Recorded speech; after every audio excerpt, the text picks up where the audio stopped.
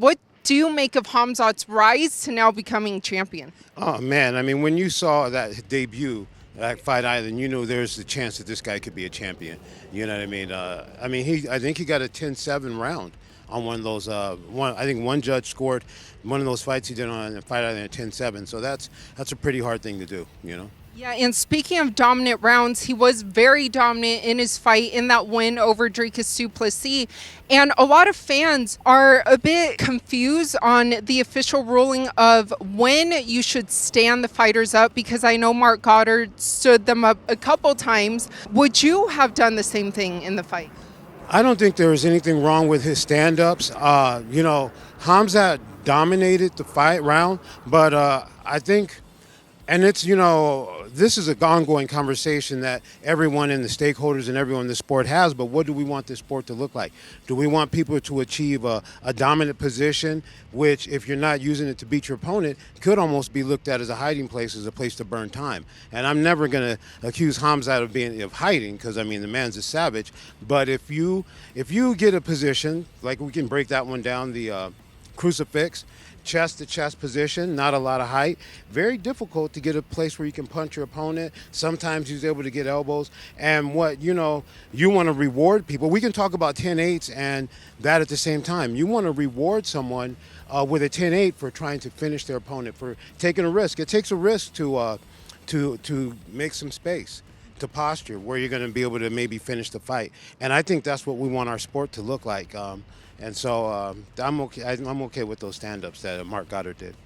And last time you and I spoke, it was almost a year ago, last September, in the 5th round, when you had called for Marab to work multiple times. From your vantage point, what makes you, determine when to call for more action or when to ask a fighter to work more? Yeah. Well, no, I think so. I've seen on social media people have spoken about me calling the fighters to act more action, and that's what I've always done. I can tell you about, I can tell you what I tell the fighters during the rules briefing. I tell them, anytime I'm going to interfere in the intervention, I'm going to talk to you first, like if I'm going to stand up, and what I'm going to say first, I'm going to say, let's work. I usually clap. That means, and what I'm expecting from him is not busy work. I've specified. I'm looking for effort to finish the fight. So you're either to posture to where you can potentially set up fight-ending attacks, or advance your position. Effort to advance, because it's not as easy as just passing the guard, but effort to pass, effort to advance your position, effort to bring the fight to a finish. Because those rules are there. That rule was put in, standing up, and fighters, to make our sport look the way we want it to look. And there's a lot of smart guys, especially even our commentary team. They have opinions on it. And I'm always interested in talking to those guys because they think about this sport a lot, and they're gonna, I'm sure they could give me some. They give me some viewpoint I've never thought about. I know I'm always going to be learning something new from some of these athletes, if they take some time to share with me. But it's what we want our sport to look like. And so is that something that you guys want to do now? I think so. Well, that's, I can only speak for myself mostly as far as, when I'm going to stand someone up. But so I agree with the ones that Mark Goddard did.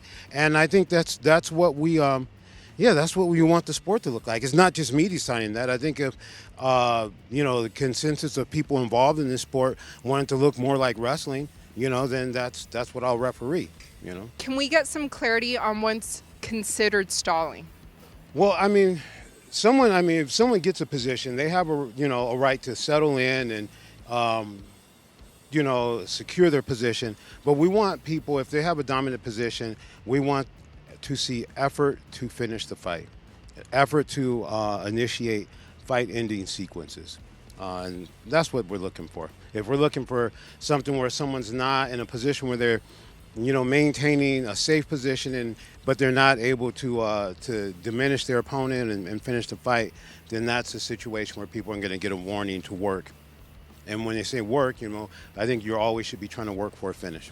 That's what I was told from other people as well. I've bounced that off others in the community, and I'm on the rules committee for the ABC. And when we have that discussion, I think that effort to finish the fight is a word that most people can get behind. And with the sport continuing to evolve, are there any new rules that you think should be implemented in the future?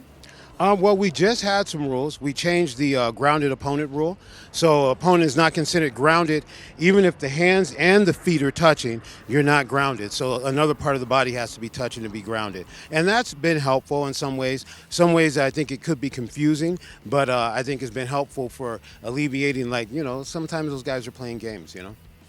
And speaking of games, though, will there ever be a reason to deduct a point like right away without a warning, or do you have to kind of give the guys a warning first? Well, there is reason to deduct points without a warning, and those are the things that because each situation is different. It's not like something where you just check boxes. But if you think somebody's been greatly impacted, and if there's accidental or incidental, but let's say the other fighter who got fouled did nothing to contribute to the accident, or make it confusing. If somebody was just negligent, I think you could see a point being deducted with no warning. If somebody was just kind of careless and they damaged their opponent a lot with a foul, I think the referee's got to think of a way to try to make that even.